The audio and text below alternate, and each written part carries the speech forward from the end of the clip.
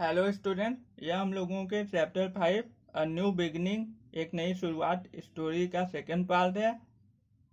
पहले पार्ट में हम लोगों ने यहाँ तक समझ लिया था। सेकंड पार्ट में आइए यहाँ से देखते हैं। Wilma Rudolph was nicknamed Skitter in her high school for her terrific speed।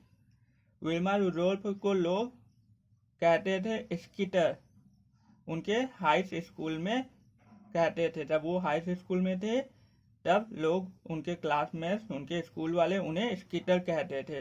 Wilma Rudolph नाम नहीं कहते थे बल्कि स्कीटर कहते थे, क्योंकि उनकी स्पीड बहुत तेज थी। वो बहुत तेज गति से आगे बढ़ती थी। स्कीटर एक प्रकार का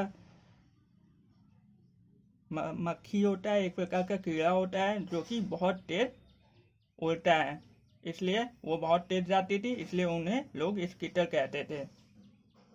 eight the 1960 summer Olympics in Rome, 1960 में जो समर ओलंपिक्स हुए थे। समर ओलंपिक्स मतलब ओलंपिक्स कई प्रकार के होते हैं, जैसे winter Olympics, summer Olympics, para Olympics आदि कई प्रकार के ओलंपिक्स होते हैं। गर्मियों में खेले जाने वाले ओलंपिक्स को हम लोग समर ओलंपिक्स कहते हैं।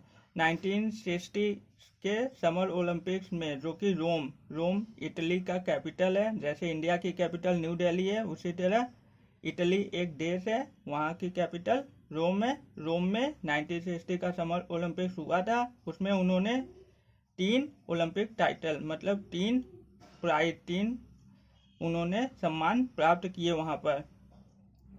The 100 metre, the 200 metre and the 400 metre relay. 100 metre की रेस में, 200 मीटर की रेस में और 700 मीटर की रेस में उन्होंने वहां पर सम्मान प्राप्त किया। सी रिले मैंने आपको बता दिया है, पानी में तैरने वाले खेल को रिले कहते हैं। She was the first American women to win 3 Olympic gold medals of 9 single Olympic event. वह ऐसी पहली अमेरिकन महिला थी जिन्होंने 3 ओलंपिक गोल्ड मेडल्स, गोल्ड मतलब सोना, स्वर्ण, मेडल मीन मेडल ही आप इसको कह सकते हैं। स्वर्ण पदक, मेडल को हम लोग पदक भी कह सकते हैं हिंदी में। वो पहली ऐसी अमेरिकन महिला थी जिन्होंने 3 स्वर्ण पदक जीते अपने 9 सिंगल ओलंपिक खेलों में। मोहिनार आई lit up, ma'am my problem appear insignificant now. यह सब बातें सुनकर कि विल्मा रुडोल्फ को पोलियो हुआ था बचपन में, वो ठीक से चल नहीं पाती थी, उनके बाएं पैर में बहुत प्रॉब्लम रहती थी, तब पर भी उन्होंने ओलंपिक में मेडल जीते, वो भी एक बार नहीं 3 बार, वो भी गोल्ड मेडल। पहले पोजीशन पर आने वाले लोगों को गोल्ड मेडल दिया जाता है। उनके पैर में प्रॉब्लम थी तब पर भी वो फर्स्ट आई, मतलब उन्होंने बहुत मेहनत की। यह सब बातें सुनकर मोहिना की आंखों में नई चमक आ जाती है। वह अपनी मैम को कहती है, मैम अब मुझे मेरी समस्या बहुत छोटी लग रही है उनके आगे। You are right, with regular exercise and a strong willpower and some extra effort you will get back into form again।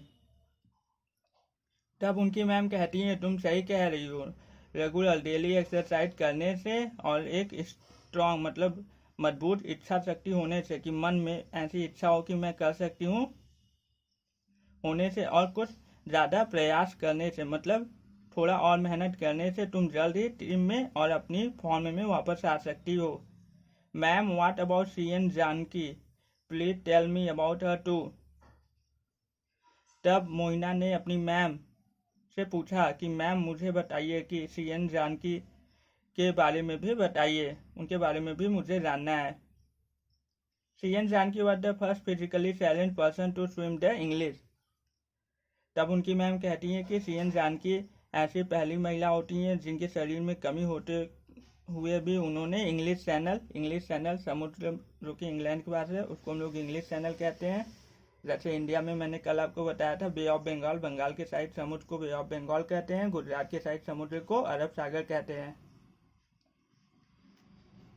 वैसे ही अलग अलग देशों ने अपने पास के समुद्र को अलग अलग नाम दे दिया है। उसी को इंग्लिश चैनल हम कह रहे हैं, जो कि इंग्लैंड में है। English channel in 1992 in relative.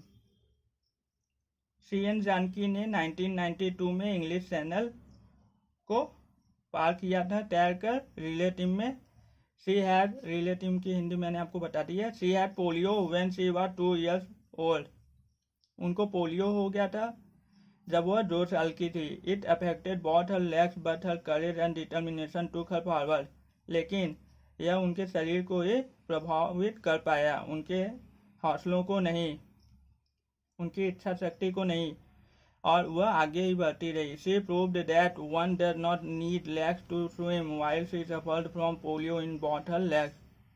उन्होंने यह साबित करके दिखाया कि किसी को तैरने के लिए पैरों की ज़रूरत नहीं होती। अगर आपके दोनों पैर में पोलियो की हिंदी लकवा भी हो सकती है, मतलब आपके शरीर का वो अंग काम नहीं करता जहाँ पर पोलियो होता है। उन्होंने यह साबित करके बता दिया कि आपको पैरों की ज़रूरत नहीं होती। आप में अगर इच्छा शक्ति है मजबूत तो आप कुछ भी कर सकते हैं। Now let me tell you clearly that I see you doing very well in the future. और अब मैं तुम्हें यह साफ साफ कह देती हूँ, उनकी टीचर ने मोहिना से कहा,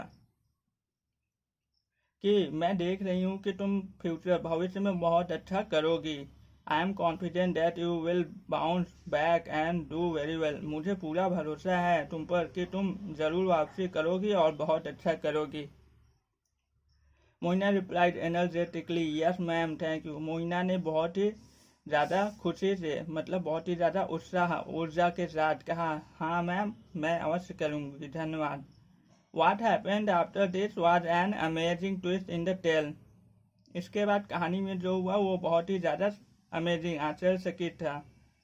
एंड within 3 weeks, और 3 हफ्तों में ही Mohina was back in the team and led it to victory. 3 हफ्तों में ही मोहिना पूरी तरीके से फिट हो गई थी, क्योंकि वह रेगुलर एक्सरसाइज करने लगी थी और उसने अपनी इच्छा शक्ति को मजबूत कर लिया था। और मोहिना अपनी टीम में आ जाती है और अपनी टीम को जिता देती है। The person who cheered the loudest was miss Mohina. और खेल के मैदान के बाहर जो दर्शक थे उनमें सबसे ज़्यादा जो उत्साहवर्धन कर रहे थे मोहिना के लिए, वो थी मिस मेहता। इस तरह हम लोगों की स्टोरी खत्म हो जाती है। हम लोगों ने BS जानकी और विल्मा रुडोल्फ के बारे में जाना, जो कि पोलियो ग्रस्त होते हुए भी, जिन्हें पोलियो था तब पर भी उन्होंने बहुत नाम कमाया दुनिया में। वर्ल्डपीडिया में दिए हुए शब्द को आप उनकी मीनिंग्स के साथ खुद याद कर लेंगे।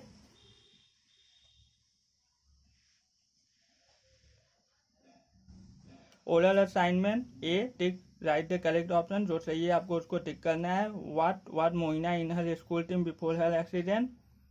एक्सीडेंट से पहले मोहिना अपने स्कूल की टीम में क्या थी, तो वो कैप्टन थी बास्केटबॉल टीम की, तो आप ऑप्शन बी को टिक कर लेंगे।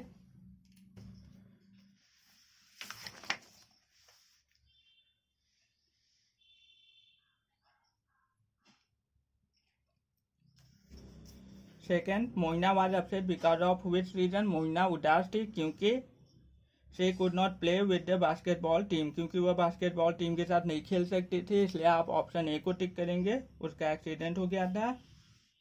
What was Wilma suffered of. Wilma को क्या हुआ था, मतलब वो किससे प्रभावित थे, तो उन्हें पोलियो हुआ था, इसलिए आप ऑप्शन ए को टिक करेंगे। How long it took to heal the fractured leg of Mohina. Mohina की टूटी हड्डी को फिर से पहले जैसा होने में कितने समय लग गया, तो 2 महीने लग गए, इसलिए आप ऑप्शन बी को टिक करेंगे। After getting injured what could Mohina not achieve. घायल होने के बाद मोहिना क्या हासिल नहीं कर सकी थी, तो आप लिखेंगे हर स्ट्रॉन्ग विल पावर। अपनी दृढ़ इच्छा शक्ति को, अपनी आत्मविश्वास को हासिल नहीं कर सकी थी, इसलिए आप लिखेंगे ऑप्शन बी को।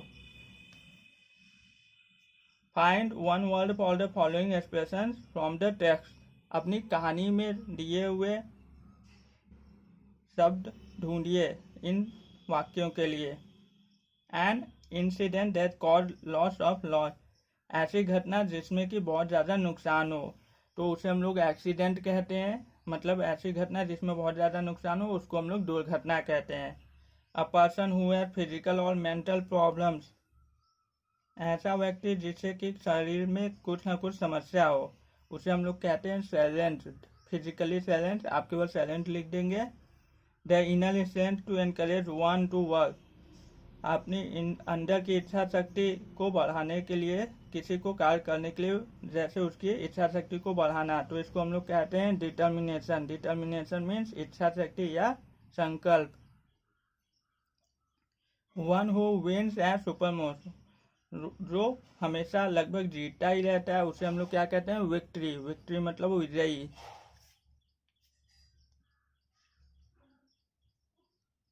Writing assignment, read the following questions and fill in the blank for answers. Question पढ़िए और आंसर लिखिए। Who was C N Janaki, तो आप लिखेंगे C N Janaki was a relay player. Who was nicknamed Skittle? Wilma Rudolph was nicknamed Skittle. Why did Miss Mehta give examples of two great persons? Because she wanted to encourage Mohina to join the team again. क्योंकि वो मोहिना को उत्साहित करना चाहती थी कि तुम भी कर सकती हो। B, think and write. C, answer the following questions के आंसर्स आपको बाद में मिल जाएंगे शाम को। लैंग्वेज स्किल, ए में आपको कहा गया है कि अगर आप गूगल पे किसी भी वर्ड की मीनिंग ढूंढेंगे तो आपको इस तरह का एक इंटरफेस, एक पेज मिलेगा जिसमें कि मीनिंग दी हुई होती है। बताया होता है कि वो वर्ब है कि उसको वर्ब की तरह कैसे यूज कर सकते हैं, नाउन की तरह कैसे यूज कर सकते हैं। बताएगा कि वो वर्ब है कि नाउन है या कौन से पार्ट्स ऑफ स्पीच का है। Browse the online dictionary and find various fields of the following words, complete the table given below. Online dictionary में गूगल पे आप सर्च करेंगे इन वर्ड्स की मीनिंग, आपको जो मिलेगा आप लिखेंगे। जैसे यहाँ पर लिंगरिंग, लिंगरिंग गूगल पे सर्च करने पे आपको बताया जाएगा कि ये वर्ब है, क्योंकि लिंगरिंग मीन्स एक ही जगह पर बहुत देर तक देखना। देखने का काम किया जा रहा है, मतलब आप काम कर रहे हैं, जो भी काम किया जाता है वो आपका वर्ब होता है, इसलिए आप वर्ब लिखेंगे। फर्स्ट मीनिंग, इसकी जो मीनिंग आएगी आपकी वो होगा टू स्टे समवेयर, मतलब एक ही जगह पर बहुत देर तक रुक जाना। एग्जाम्पल आप सेंटेंस में यूज करेंगे, his eyes lingered on the money, जैसे बहुत ज़्यादा पैसे देखकर बहुत लोग पैसे को ही घूरते रह जाते हैं बहुत देर तक। तो आप ये सेंटेंस बना लेंगे, बाकी तो आप खुद गूगल पे ढूंढेंगे और लिखेंगे।